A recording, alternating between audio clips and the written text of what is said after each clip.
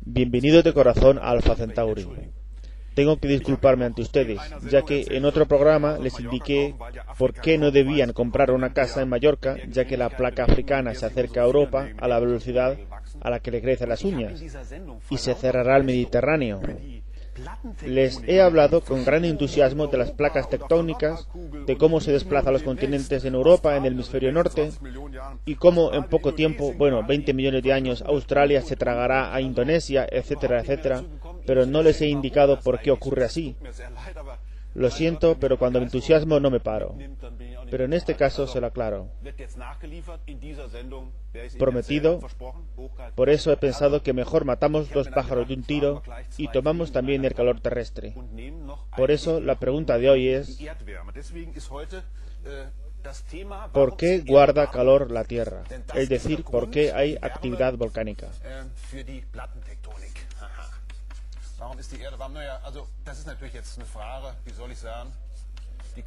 Este es el motivo para las placas tectónicas.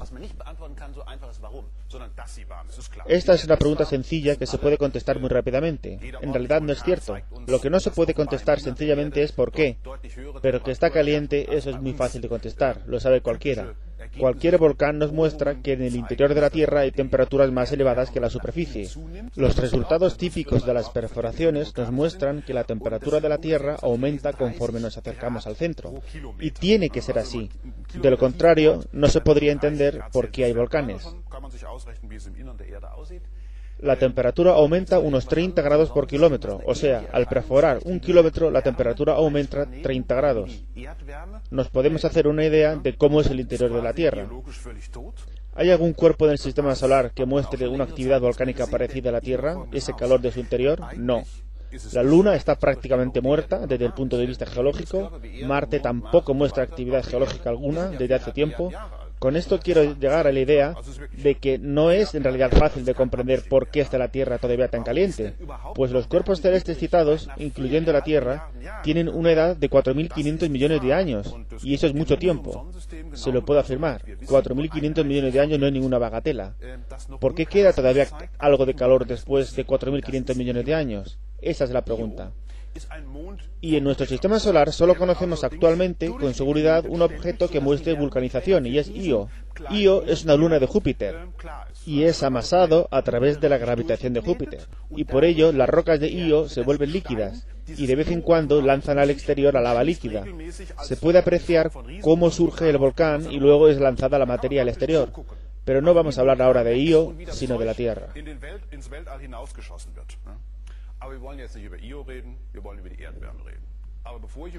Pero antes de hablar de la Tierra, voy a hablar del mecanismo que es responsable de los curiosos movimientos de placas. ¿Se acuerdan? África empuja a Europa a la velocidad a la que le crecen las uñas de los dedos. La India presiona sobre el continente euroasiático, elevando el Himalaya. ¿Cómo se llega a eso? ¿Cómo se mueve? ¿Cómo surgen en las depresiones oceánicas, zonas de miles de kilómetros de largo bajo el océano, continuamente nuevo suelo marino? Estoy realizando este movimiento de mis manos, como muy bien suena en inglés, I wave my hands. Con esto quiero dar a entender a dónde quiero llegar. Quiero ir a parar a la convección. ¿No saben lo que es la convección? Empecemos pues. Cocina. Placa calorífica. Encima de esta placa hay una cacerola con una gruesa capa de salsa de tomate. Encienden la placa. Lo que sucede primeramente es que la temperatura de la placa fluye hacia la base de la olla y después a la parte baja de la salsa de tomate. Al principio pasa todo por conducción del calor. Eso quiere decir que una partícula de salsa de tomate se comunica con la otra. Aquí hay calor, necesito espacio, se presiona hacia arriba. Con todo esto, el líquido permanece estático.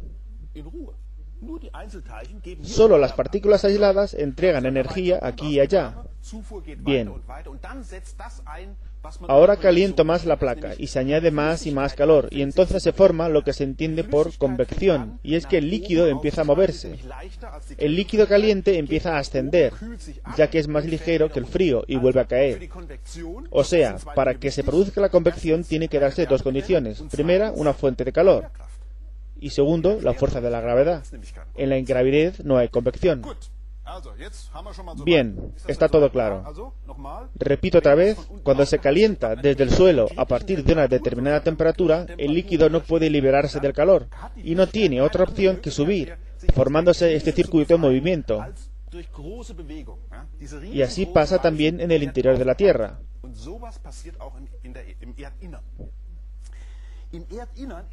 En el interior de la Tierra también hace mucho calor, como queda dicho, pero no de forma regular, sino que en el interior de la Tierra hay una temperatura en el núcleo de unos 6.000 grados aproximadamente. Por lo demás es sólido, compuesto de hierro y níquel, recubierto de un núcleo externo líquido. Entonces se encuentra el manto inferior y encima el manto superior. Algo más por encima se encuentra la corteza, de unos 70 kilómetros de grosor. Y la corteza es la capa que se mueve. La Tierra tiene un radio de unos 6.000 kilómetros, algo que hace que el calor se transporte hacia la parte superior, o sea, hacia la corteza, y la mueva. ¿Cómo sucede y de dónde viene realmente ese calor, responsable de que se impulse esta convección? No sé si se acordarán de algo que contamos hace tiempo, la dinamo. La Tierra tiene un campo magnético. Este campo magnético parece, todo lo que hemos aprendido lo indica, haber cambiado de polo muchas veces. Es decir, donde estaba el polo norte después, se puso el polo sur y viceversa. Es decir, hay un imán rígido. Naturalmente no se mueve la Tierra, sino que evidentemente el campo magnético se ha formado y desintegrado. Y tal dinamo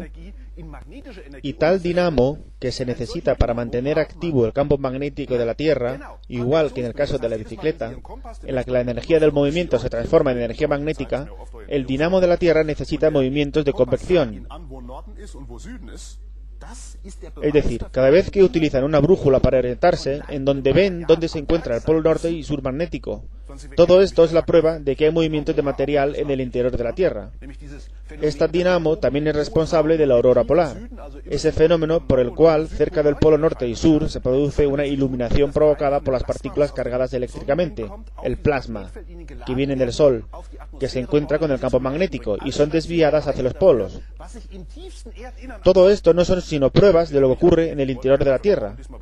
Me he desviado un poco del tema, he prometido no desviarme del tema, pero ve lo difícil que resulta. Volviendo al tema, ¿de dónde viene el calor terrestre? ¿De dónde viene? ¿Cómo debo explicarlo? Viene de los comienzos.